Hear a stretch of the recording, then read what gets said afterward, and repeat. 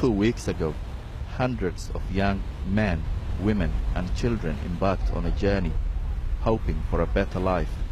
For days, no one knew what had happened, until the few survivors were rescued and taken ashore in southern Greece. Out of 510 people, only 41 survived. Most were from Somalia, Ethiopia and Sudan. The survivors told us every child was lost, except this little boy called Abdurrahman. We met him and his father on a beach near Athens, and we tried to piece together what happened. Their memories are painful and confused, but they agree on one thing. At least 50 children died that night.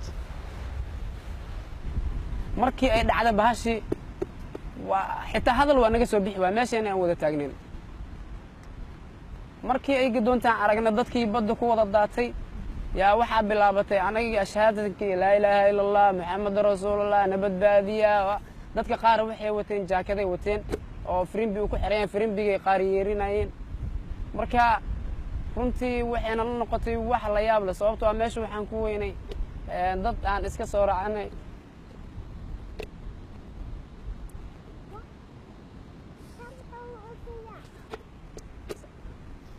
أصحابتنا قالوا مش كويس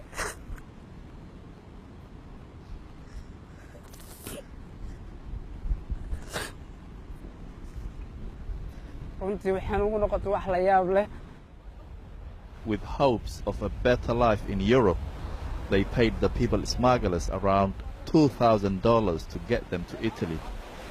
Thankfully, little Abdurrahman seems to remember very little of the nightmare.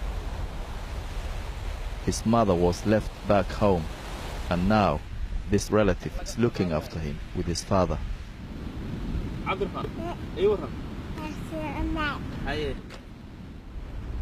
There is uncertainty over where they began their journey. They say Libya, but if it was Egypt, there is fear they will be forced back there. They went to sea on smaller boats. They said the plan was to transfer onto a larger vessel.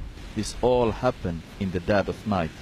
The women and children were loaded on first. The boat was already full.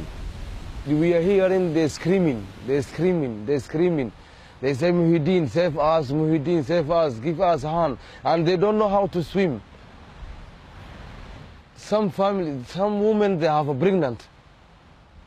And some babies are so small. We can't forget, we're not going to forget them.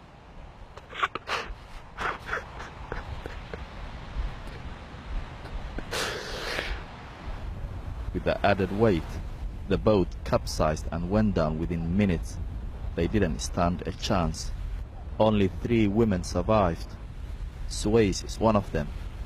Her brother was trying to help her get aboard the bigger boat when it started sinking. She made it. He drowned in front of her. markay dhinaca u dhacday ee dadkii oran dhulku meesha ku wada daateen anigu waa soo noqday waa taagnaan way doonta ku dhacay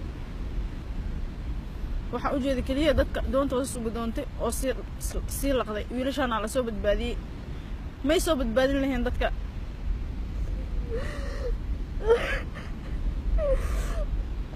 dadka wada qaylna ay ka soo tageen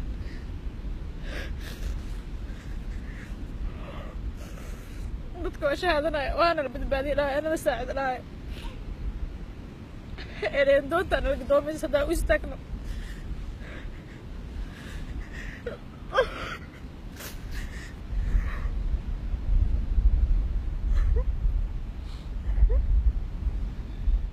The survivors say the smugglers abandoned them, escaping in one of the original smaller boats.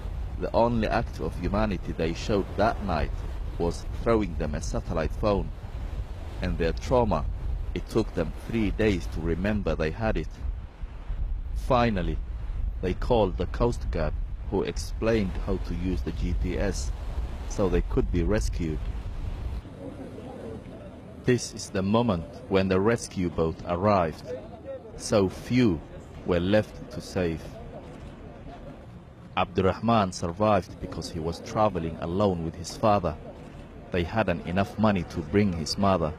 So when women and children boarded the boat first, Yasin respected them and stayed back. It saved their lives, but the only emotion he feels is guilt. والله waxaan dareemayaa yani niyad jab aad weyn aan dareemayaa anigu isma aanan lahayn yani waad ka soo badbaadaysaa shilkaasi oo waxaan niyada ku hayay maadaama dadkaas ay dhinteen anagina inaan dhiman doono waqtigeed doonta ha aad inaan badbaadi doono niyada igu meeyo jirinba runtii aadan ugu xumahay shilkaasi dhacay xanuunkeedan waxa dareemi karaa qofkii goobjoogu ahaa oo daawanayay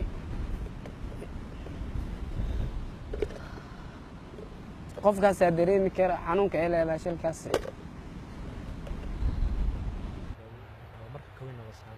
This man watched his friends die. Liban has just showed me pictures of his friends who perished in the sea, 10 of them in fact, here on his phone. He said he has been receiving messages from back home, more than 500 relatives of those who died in the sea.